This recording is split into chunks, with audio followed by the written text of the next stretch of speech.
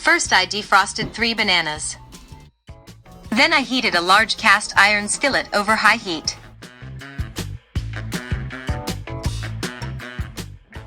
Then I got a mixing bowl and put in about 1¼ cups of white flour. I added about the same amount of brown sugar and about 1 teaspoon each of salt and pumpkin pie spice. Then I put in about 3/4 cup of oil.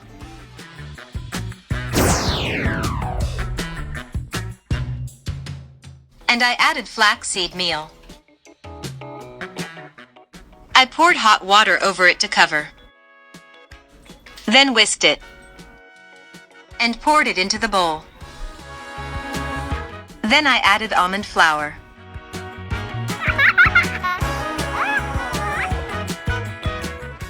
and some lemon juice and mixed that together a bit. Hey, the bananas are ready. So I put them in the bowl and mashed them up while thoroughly mixing the batter.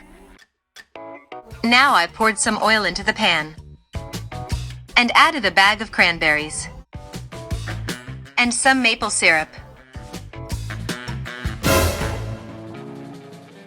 Now I turned the heat down to medium and poured on some pumpkin pie spice. Then I covered the pan. Here's the comment that inspired this cake. I was looking for a stovetop cake and chose the one at the top. Now I poured the batter in, thusly, and smoothed the top a little bit, and covered it again, and set the timer for 20 minutes. At 13 minutes, I felt like it wasn't cooking enough, so I turned up the heat. When it was done, it still seemed wet, so I set the timer for another 25 minutes and put the lid back on.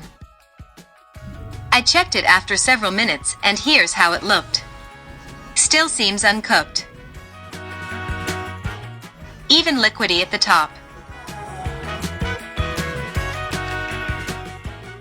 But the time was up and it had been 50 minutes on this one side, so I decided to flip it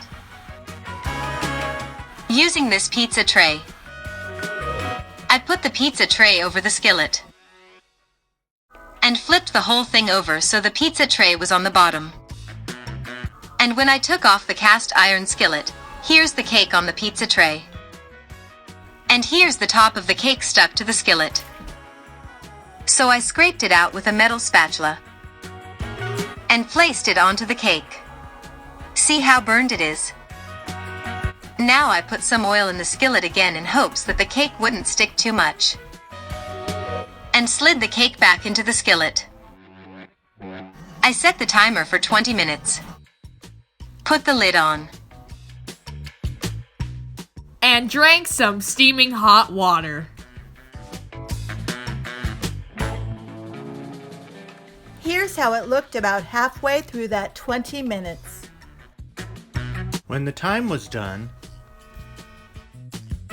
you can see it's still a little bit liquidy on the sides. A little?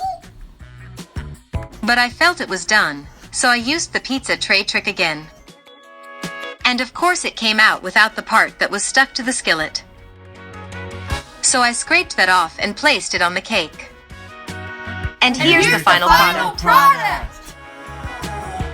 Gotta try it!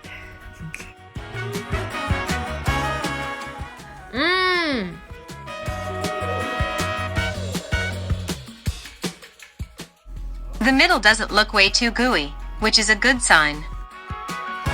Looks pretty good. And tastes pretty good too!